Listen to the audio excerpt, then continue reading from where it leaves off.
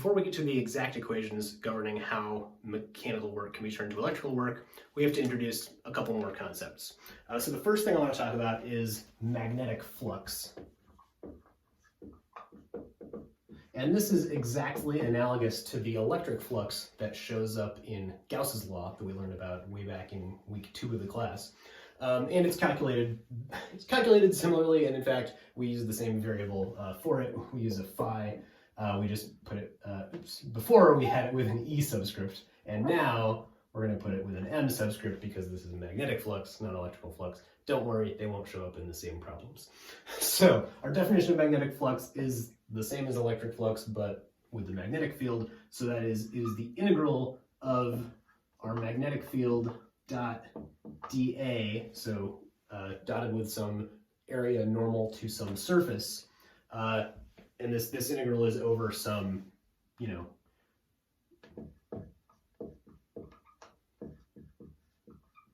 over some surface. This does not have to be a closed surface. This can be any surface. Remember with Gauss's law, our electric flux, often this was, for using Gauss's law, this integral was over a closed surface. This can be whatever. So if our magnetic field is constant, so that means its direction is not changing and its magnitude is not changing. So we have a very simple looking magnetic field. Then our, so if this is true, and if our surface is flat, which really means that that the direction of dA is constant,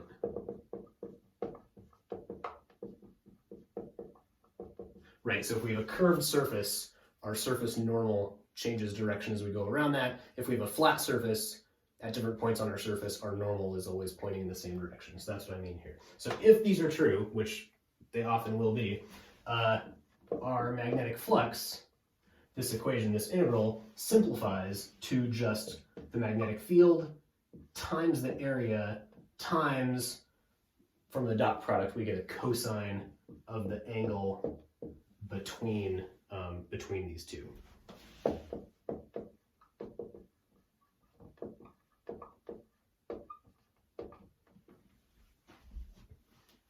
So this is the full definition of flux. This is what we will be using probably for every time we actually need to calculate a magnetic flux.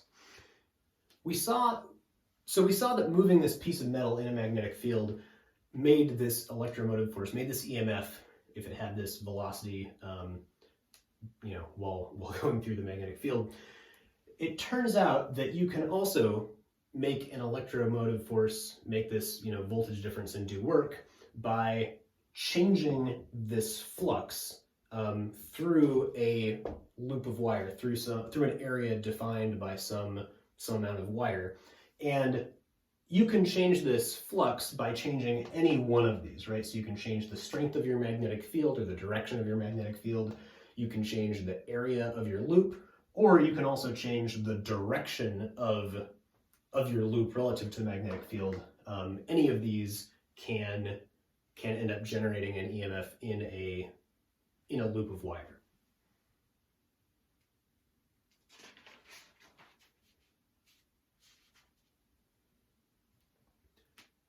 Before we talk about how big this EMF is, I want to talk about what direction it is in, because this is often a trickier thing to wrap your head around. So this is called Lenz's law. And the definition is not a nice equation. This is something that we kind of have to write in words. And Lenz's law is the following. So the book writes it a little differently. This is my more full explanation. I don't know. So first, there is an induced current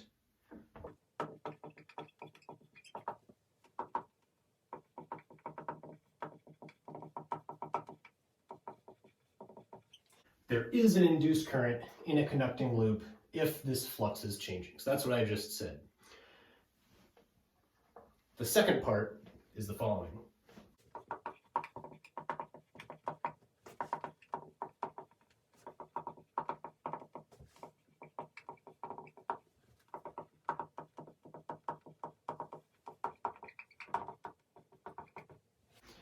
The direction of this induced current we can figure this out because that current will create a field that opposes the change in the flux. Or another way we can say this is this current tries to keep the flux the same.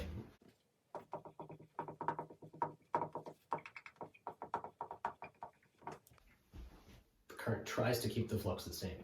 The second part is the more important part, and that's what we're going to focus on.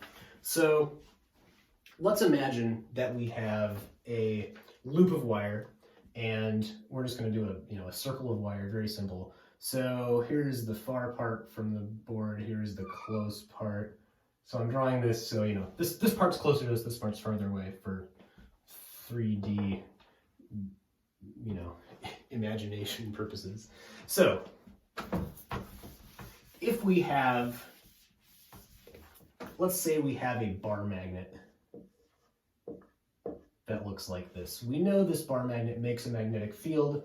Here, our magnetic field is up, right? And down here, B is strong.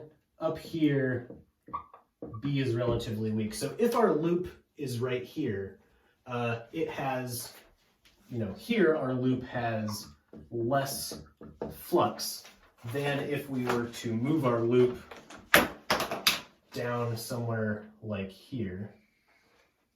Down here, this same loop, so this is not, this is meant to, the geometry is meant to be like our loop is like this and our magnet is kind of moving up along the axis of that loop. So at this point, we have more flux. So if we move this loop down, or if we move the magnet up, either way we get the same result. We are going from less flux to more flux, which means we are going to, so if we go from here to here, that means our induced current, so our induced current wants to keep the flux the same, which if we're going from less to more, means our induced current is going to try to go back to where we are here with a weaker magnetic field. So our induced current is going to make a B field that opposes the magnetic field. So that is our B field from the current is going to be in this downward direction. So in order for this loop of wire to make a magnetic field in the downward direction, we can use a right-hand rule. In order to do that, we must have a clockwise current flowing in our loop. And so if we move our loop from here to here, we're going to end up with a current that is flowing like that around our loop. It is possible that that was hard to follow, so we'll do a couple more examples.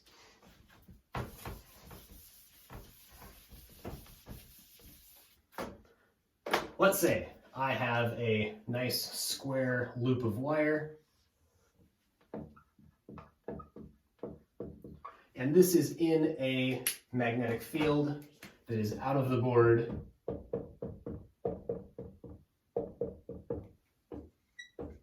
And let's say that I have a knob here that I can use to adjust the magnetic field. So here's my little indicator. This is my B field strength. I can tune it from 0 all the way up to 10 Tesla. Wow. So let's say I take this knob and I increase the magnetic field. I make B stronger.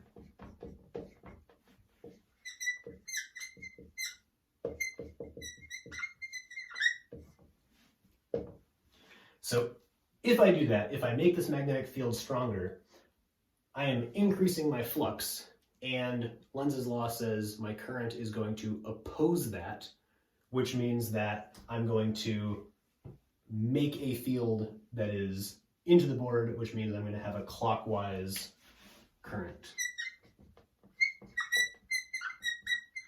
This is an extra squeaky pen. If, on the other hand, I turn down the magnetic field, let's say this is made by some electromagnet and I just turn off the electromagnet. So if B gets weaker, or if it goes to 0,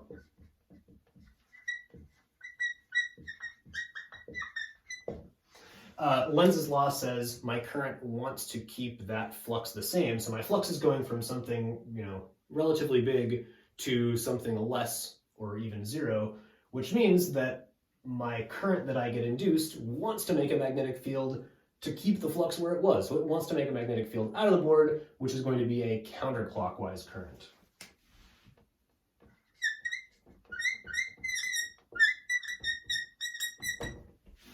So we can see that, the direction of our current relative to the direction of the field is not straightforward. It depends on whether our field is getting, in this case, whether it's getting stronger or weaker. We can do one more example too.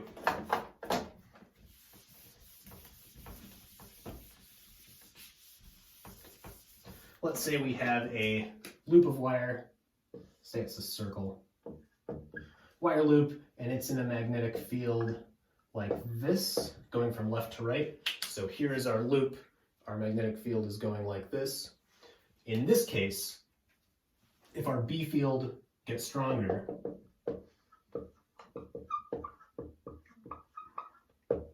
what happens? Well, we have to think about what the flux is. And in this case, the flux is the dot product of this B vector, and the area of this loop is like this.